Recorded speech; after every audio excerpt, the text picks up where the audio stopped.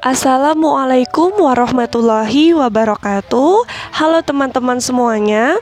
Kami dari kelompok 8 yang beranggotakan Ayu Purnamasari, Ines Lesvita, dan Widiantoro.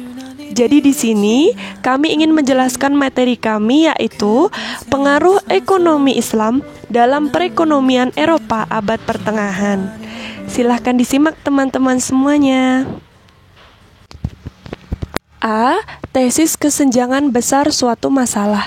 Dalam karyanya History of Economic Analysis di tahun 1954, Joseph Schumpeter menyatakan bahwa terdapat kesenjangan sejarah sekitar 500 tahun dalam sejarah ekonomi setelah diawali oleh Yunani kuno.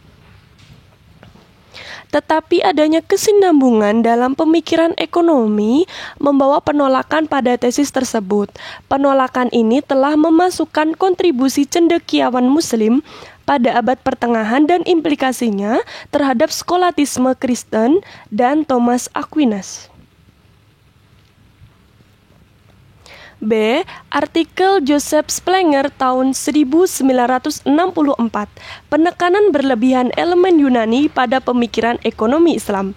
Joseph Splanger adalah yang pertama kali menantang kesenjangan besar Schumpeter. Melalui tulisannya, Splanger menjadi sejarawan barat yang pertama mengakui kontribusi pemikir Muslim, yaitu Ibnu Khaldun. Splanger menyadari bahwa pengetahuan ilmu Ibnu Khaldun lebih maju daripada Bryson dari Heraklea dan pemikir Yunani lainnya. Menurut Splanger, tantangan terbesar kesenjangan besar datang dari karya beberapa ekonom tanah Islam. Selain mengetahui atau mengakui kontribusi cendekiawan Muslim, Splanger juga mempertanyakan akurasi dari tesis Schumpeter dan mencoba menunjukkan pengaruh kecendekiaan Islam abad pertengahan terhadap skolatisme Aquinas dan Kristen. C. Aktivitas ekonomi dalam Islam abad pertengahan. Pengamatan Jordan merupakan indikasi ketidaksetujuan cendekiawan Kristen abad pertengahan terhadap aktivitas pengejaran kekayaan. Bangsa Yunani kurang menyetujui pengejaran kekayaan dibandingkan Muslim abad pertengahan. Muslim abad pertengahan memandang kekayaan dan aktivitas mencari keuntungan dengan lebih positif. Sangat penting disebutkan di sini bahwa Al-Quran dan Al-Hadis memiliki pandangan yang negatif terhadap riba. Dalam Al-Quran dan Al-Hadis, produksi dan perdagangan dipandang sebagai praktik yang mulia. Menurut Maxim Rodinson, masyarakat Islam pada abad pertengahan bahwa sektor kapitalis yang terbangun dengan sangat baik terutama pada aspek komersial.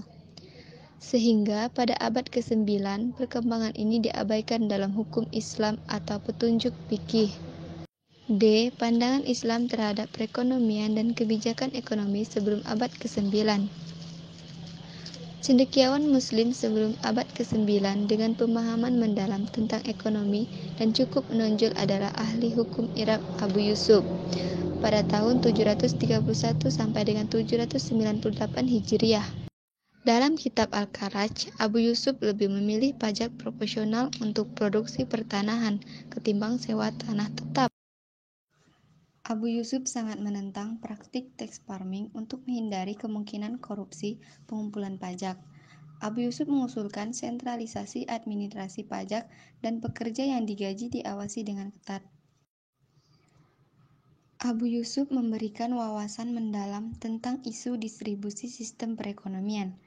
Dia juga mendiskusikan berbagai macam jenis pajak, dan bagi Abu Yusuf, tidak ada satupun biaya yang ditanggung oleh pembayar pajak untuk kemaslahatan masyarakat Muslim. E. Kontribusi Muslim abad pertengahan terhadap sejarah ekonomi setelah abad ke-8. Dari abad ke-9 dan seterusnya, para penulis diikuti oleh lebih banyak cendekiawan, termasuk teolog dan ahli hukum Islam dan juga para filsuf dan penulis etika raja. Di antara teolog atau ahli hukum yang berkontribusi terhadap perkembangan pemikiran ekonomi, kita bisa memasukkan Al-Ghazali, Al-Mawardi, Ibnu Taimiyah, dan Al-Makrizi. Di antara banyak filsuf yang memberi kontribusi, kita bisa memasukkan Al-Farabi, Ibnu Sina, Ibnu Miskawai, Nasir Tusi, As-Saddafani, dan masih banyak lagi. Cendekiawan Muslim setelah 2,5 abad pertama menghadirkan diskusi yang sangat terperinci tentang berbagai isu ekonomi. Berikut adalah contoh-contoh dari diskusi tersebut.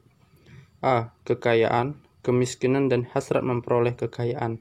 B. Pembagian kerja dalam rumah tangga, dalam masyarakat atau sosial, dalam pabrik atau manufaktur atau teknik, dan antara negara. C. Alat pertukaran dalam perekonomian atau barter dan uang. D. Permintaan, penawaran dan mekanisme pasar. F. Transmisi ilmu pengetahuan dan pengaruh kaum skolastik. Transmisi ilmu pengetahuan dari Muslim kepada Eropa Barat terjadi melalui beberapa bentuk, yaitu 1.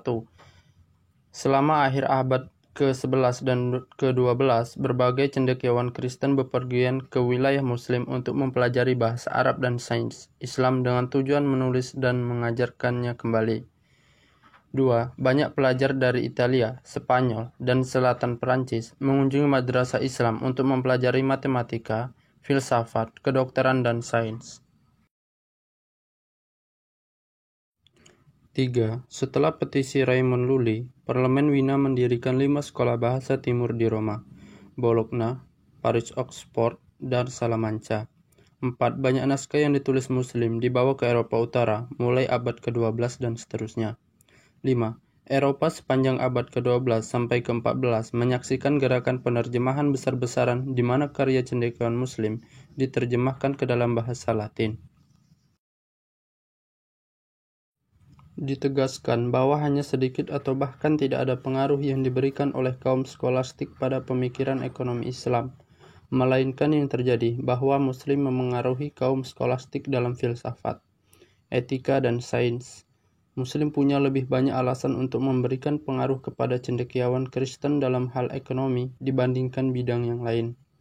Pengaruh terhadap ekonomi itu bisa masuk melalui jalur perdagangan dan penyebaran budaya dari lembaga ekonomi Islam dan prosesnya ke dalam masyarakat Eropa abad pertengahan.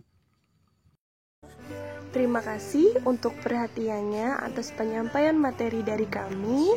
Sampai jumpa kembali. Dan jangan lupa untuk subscribe. Wassalamualaikum warahmatullahi wabarakatuh.